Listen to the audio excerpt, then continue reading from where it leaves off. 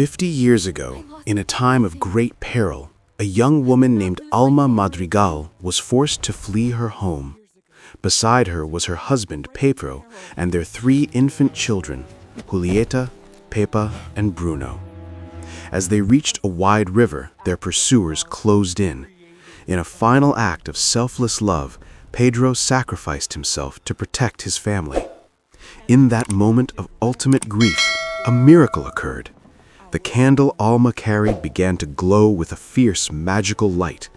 Its power repelled the invaders and rose up to create massive, protective mountains, carving out a hidden paradise known as the Encanto. In the center of this valley, the magic-built casita, a living, breathing house that moved its shutters and tiles like a loyal friend. The candle became an eternal flame, a source of magic for the Madrigal family. As the triplets grew, the candle bestowed upon them unique gifts. Julieta could heal people with the food she cooked. Pepa's emotions controlled the weather, creating sunshine or storms. Bruno, however, received the gift of seeing the future, prophecies that were often misunderstood and feared. Abuela Alma dedicated her life to preserving this magic, believing that their gifts were the only thing keeping them safe. But decades later, a new generation faced a mystery. Mirabel, the youngest daughter of Julieta, reached her 5th birthday, the day of her gift ceremony. As the town watched with bated breath, Mirabel reached for her magical door. But instead of opening to a new room, the door faded into dust. Mirabel was left without a gift, becoming the only ordinary member of a magical family. For 10 years, she lived in the shadow of perfection, wondering why the miracle had skipped her. It is now the day of another ceremony. Antonio, the youngest Madrigal, is turning 5. Mirabel tries to be supportive, but she can feel the weight of the family's expectations. Abuela is nervous. She cannot afford another failure like Mirabel's. To everyone's immense relief, Antonio's ceremony is a success. He receives the gift of speaking to animals, and his room transforms into a sprawling, magical jungle. The village erupts in celebration, singing of the family's greatness. As the party roars inside, Mirabel steps out into the courtyard, feeling a familiar sting of loneliness. But suddenly, the ground beneath her feet trembles. To her horror, a jagged crack snakes up the wall of the casita. The heavy casita tiles groan in pain, and the miracle candle flickers dangerously. Mirabel rushes into the party, shouting for everyone to listen. The house is breaking. The magic is in danger. The music stops. Abuela and the family rush to see the damage, but the cracks have mysteriously vanished. The house looks as sturdy as ever. Abuela, embarrassed in front of the villagers, shoots a stern look at Mirabel. She tells the guests that the magic is strong and that Mirabel is simply overexcited. But Mirabel knows what she saw. She can feel the house's fear. That night, she makes a vow. She will save the miracle, even if she has to do it alone. She notices her sister Luisa's eye twitching, a sign of stress, and realizes that even the strongest members of the family are starting to feel the pressure of the dying magic. Determined to find answers, Mirabel corners her sister, Luisa, the rock of the family. Luisa finally cracks under the pressure, singing about the overwhelming weight of carrying everyone's burdens. She admits that she felt her super strength flickering when the cracks appeared. She gives Mirabel a clue. The night Mirabel's ceremony failed, Tio Bruno had a vision about it, and then he disappeared forever. Mirabel knows she must find that vision. She sneaks into Bruno's abandoned tower, a forbidden place filled with sand and treacherous stairs. At the very top, she finds the remains of a broken jade-green vision plate. As she fits the shards together like a puzzle, her heart sinks. The vision shows a glowing image of Mirabel herself standing in front of a shattered casita. She fears that she is the cause of the magic's destruction. Before she can process this, the family gathers for a high-stakes dinner. They are celebrating the impending engagement of Isabella, the perfect sister, to Mariano. Mirabel tries to act normal, but the vision shards are discovered by her cousin Camilo. The secret leaks out, causing a chain reaction of panic. Paper's anxiety causes a downpour inside the house, and the dinner turns into a disaster. As the village looks on in shock, the cracks return, deeper and wider than before. Amidst the chaos, Mirabel sees a group of rats stealing the vision shards. She follows them into a hidden passage behind a portrait on the wall. There, in the dark, dusty spaces between the rooms, she discovers someone she never expected to see, Tio Bruno. Hello? Is anyone there?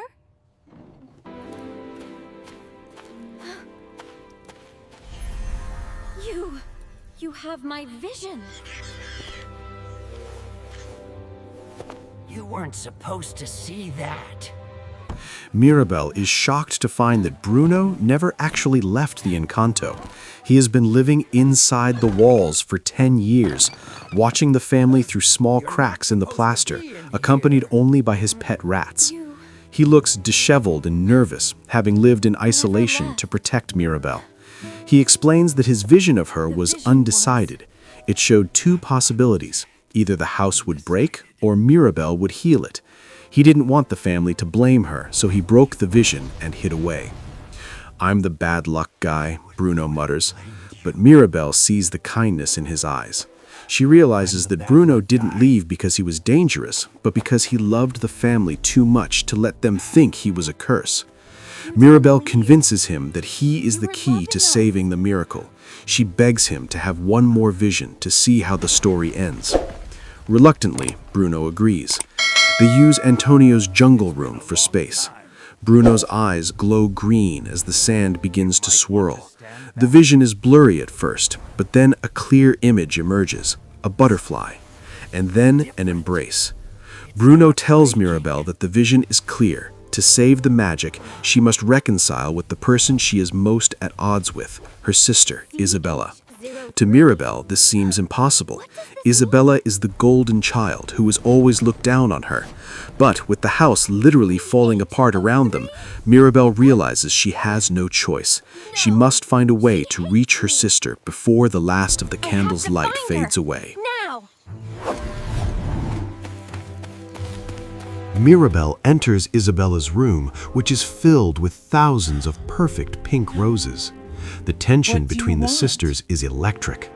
Isabella is furious that Mirabel ruined her engagement dinner and calls her a bad luck charm. Mirabel tries to apologize, but it quickly turns into a shouting match. In a moment of pure, unbridled rage, Isabella screams that she is tired of being perfect. She admits she never even wanted to marry Mariano. She was only doing it to make Abuela and the family happy. As Isabella lets go of her secret frustration, something strange happens. Instead of a rose, she accidentally grows a sharp green lopsided cactus. She stops and stares at it. It isn't perfect, but it is beautiful in its own unique way. A wave of relief washes over her.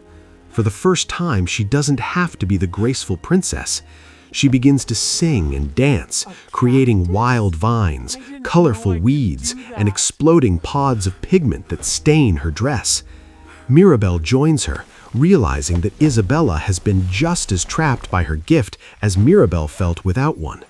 The two sisters laugh and roll in the colorful dust, finally seeing each other as real people rather than roles they were forced to play. They share a deep sisterly hug. As they embrace, the candle on the windowsill glows with a brilliant, steady light. The cracks in the walls begin to seal themselves. Mirabel feels a surge of hope. She has done it. She has found the key to the miracle. But the joy is short-lived. Abuela Alma enters the room, and her face is a mask of pure horror at the mess they have made. What have you done? Abuela Alma is livid. She sees the wild plants and the ruined engagement as a direct attack on the family's safety. She accuses Mirabel of hurting the family because she is jealous of their gifts. The argument spills out into the courtyard as the rest of the madrigals watch in terror. "The magic is dying because of you," Mirabel finally shouts back, her voice echoing through the house. She tells Abuela that the cracks began because of the impossible pressure Abuela puts on everyone. "You're the one who doesn't see us for who we are." As the words hang in the air, a massive tremor shakes the very foundation of the Encanto. The mountains in the distance split apart. The casita, sensing the total breakdown of the family's bond, begins to crumble for real. Huge fissures rip through the floors. The candle, perched high in the window, starts to tumble toward the ground. The house uses its last bit of strength to protect the family. It pushes the madrigals out of the falling structure, moving furniture to shield them from falling debris. Mirabel, desperate to save the miracle, ignores the danger and climbs the collapsing stairs. She reaches for the candle as the roof falls around her. She grabs it, but it's too late. The flame flickers once, twice, and then goes out. The casita collapses into a pile of dust and broken wood. The magic is gone. The madrigals stand in the ruins, powerless and devastated. Mirabel, overcome with guilt and believing she has destroyed her family's legacy, flees into the woods. She runs past the broken mountains and deep into the valley, eventually stopping at the edge of the very river where Pedro had died 50 years before.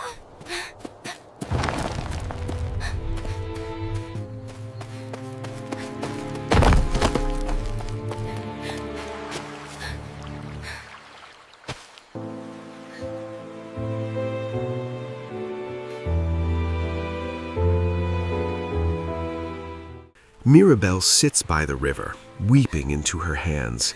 After a long time, she hears footsteps. It is Abuela Alma, but she is not angry anymore. She sits beside Mirabel and, for the first time, tells her the full truth of her past.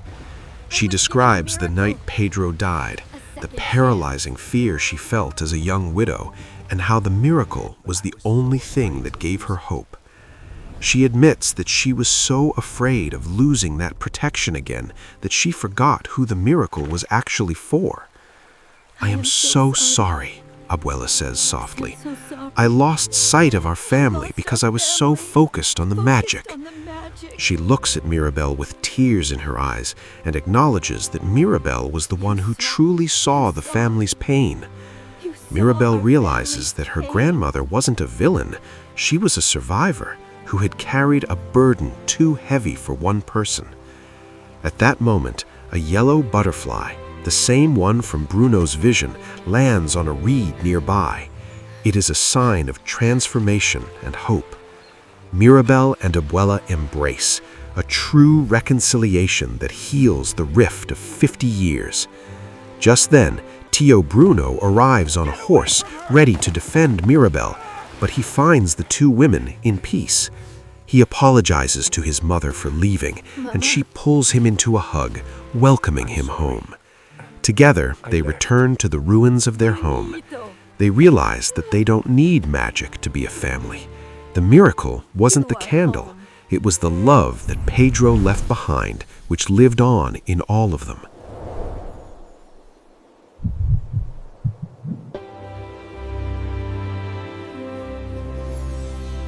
The miracle wasn't the candle. It was the love he left behind.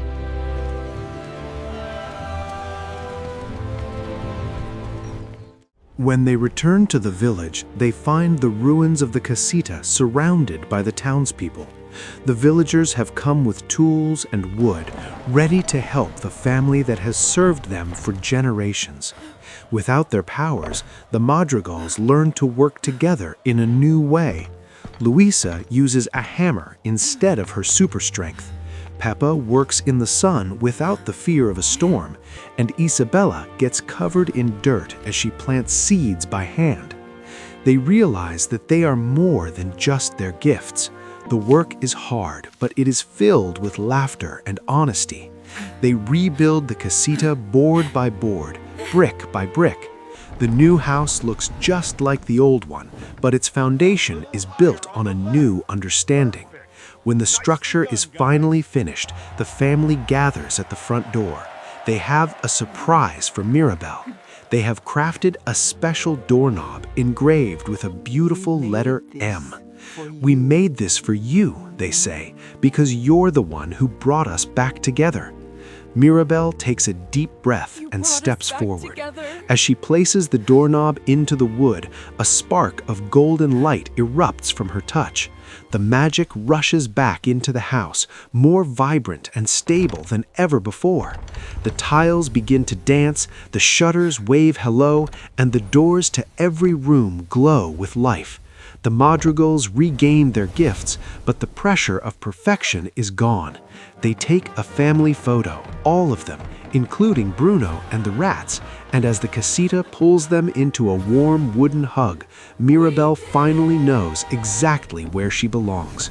She was never ordinary. She was the heart of the miracle all along.